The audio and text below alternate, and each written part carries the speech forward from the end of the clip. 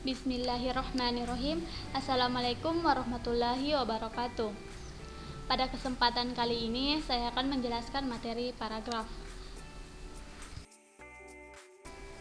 Namun sebelumnya, perkenalkan, nama saya Andilisa Mulawarman, mahasiswi dari Universitas Negeri Makassar, Fakultas Ilmu Pendidikan, Prodi Pendidikan Guru Sekolah Dasar, dari kelas 30F.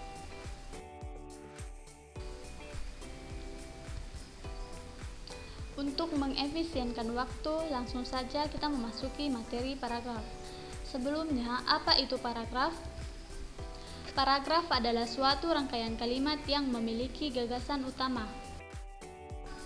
Jenis paragraf berdasarkan letak kalimat utamanya. 1.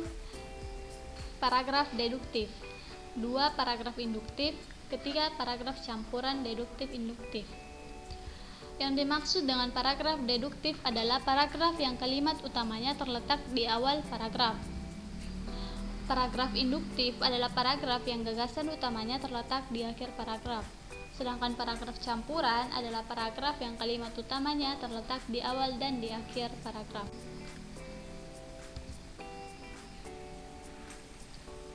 Contoh paragraf deduktif. Chairil Anwar merupakan salah satu penyair ternama di tanah air. Penyair kelahiran Medan ini juga merupakan bagian dari sastrawan yang terkenal selain Asrul Sani dan Rifal Apin. Puisi-puisi Chairil begitu dikenal dan dicintai masyarakat Indonesia. Salah satunya adalah puisi berjudul Aku. Adapun ciri-ciri paragraf deduktif, yaitu pertama, kalimat utamanya terletak di awal paragraf. Kedua,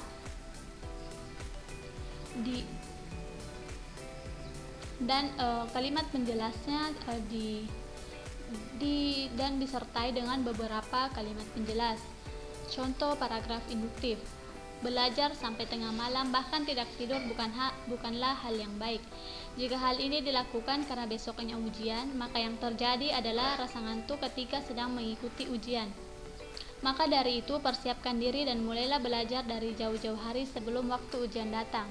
Adapun ciri-ciri paragraf induktif, yaitu diawali dengan beberapa kalimat penjelasan dan diakhiri dengan kalimat utama. Pada akhir kalimat merupakan kesimpulan. Contoh paragraf campuran. Ani anak yang rajin, setiap hari ia membantu orang tuanya. Pada pagi hari, Ani membantu ibunya menyapu dan memasak. Siang hari setelah pulang sekolah, Ani membantu ayahnya memberi makan ayam di kandang belakang rumah. Memang Ani anak yang rajin.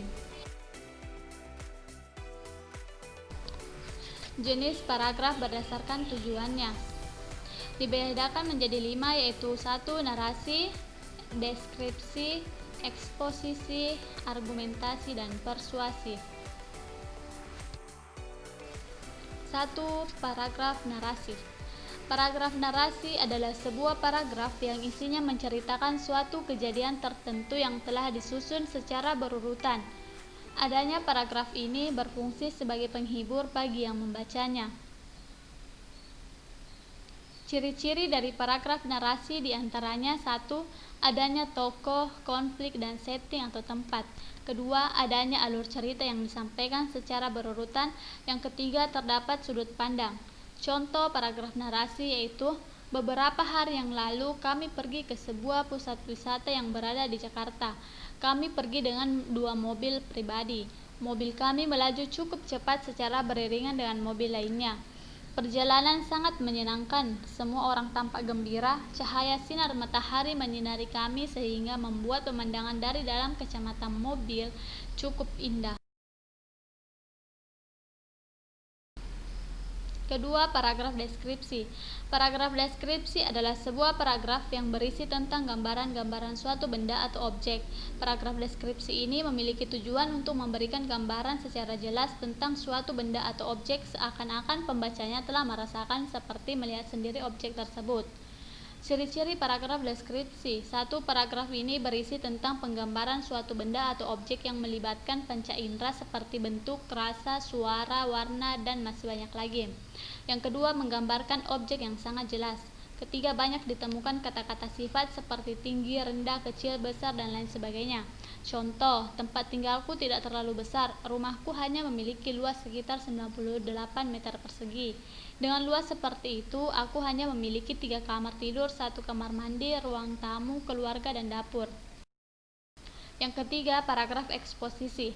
Paragraf eksposisi adalah sebuah paragraf yang berisi tentang informasi-informasi yang berupa pengetahuan atau berita. Paragraf eksposisi ini bertujuan untuk memberikan informasi yang sangat jelas kepada para pembacanya terkait topik yang telah disampaikan. Ciri-ciri dari paragraf eksposisi ini diantaranya adalah 1. Paragraf yang memuat karya ilmiah. Kedua, mempunyai tujuan sebagai pemberi informasi. 3. Tulisan yang ada dalam paragraf ini merupakan peristiwa fakta atau hasil dari sebuah penelitian. Yang keempat, menyertakan sumber berupa data seperti gambar, buku rujukan, grafik, peta, dan sumber-sumber lain yang relevan. Yang kelima, tidak memengaruhi pembacanya. Contoh, kegiatan dalam merayakan ulang tahun TNI ke-72 tanggal 5 Oktober 2017 di lapangan Banda Aceh. Semua warga Banda Aceh turut hadir menyaksikan serangkaian acara ulang tahun TNI dengan berbagai ragam acara seperti drum band, tari saman, dan acara lainnya. Keempat, paragraf argumentasi. Paragraf argumentasi adalah suatu paragraf yang isinya berupa pendapat atau opini yang telah disampaikan oleh penulisnya. Paragraf ini memiliki tujuan untuk memberikan pandangan terhadap satu permasalahan kepada pembaca. Ciri-ciri paragraf argumentasi. 1. Paragraf ini berisi tentang tulisan ilmiah. Yang kedua, menyertakan argumentasi atau alasan-alasan yang kuat berupa data ataupun fakta supaya pembaca percaya. Yang ketiga, terdapat kesimpulan pada akhir paragraf. Kesimpulan tersebut sebagai penguat dari pendapat-pendapat yang telah dijelaskan.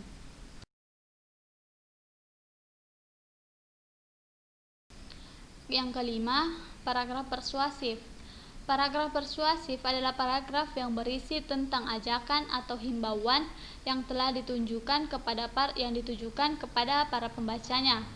Paragraf ini memiliki tujuan sebagai pengaruh bagi pembacanya supaya mempercayai atau terpengaruh dengan apa yang telah disampaikan dari penulis di suatu tulisannya. Ciri-ciri paragraf persuasif. 1. Menggunakan bahasa yang menarik untuk mempengaruhi pembaca.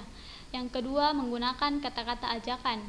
Yang ketiga, memiliki fakta-fakta yang mendukung supaya pembaca terpengaruh dengan apa yang telah disampaikan. Contoh paragraf persuasif. Tempat yang kumuh merupakan sebuah tempat yang menjadi sarang penyakit sebab banyaknya kuman dan bakteri dapat menimbulkan penyakit.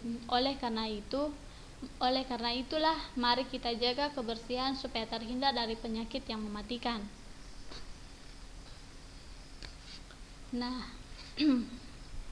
Nah, itulah tadi pembahasan tentang pengertian dan jenis-jenis paragraf. Semoga ulasan yang sedikit ini dapat bermanfaat bagi kita semua. Sekian yang dapat saya sampaikan.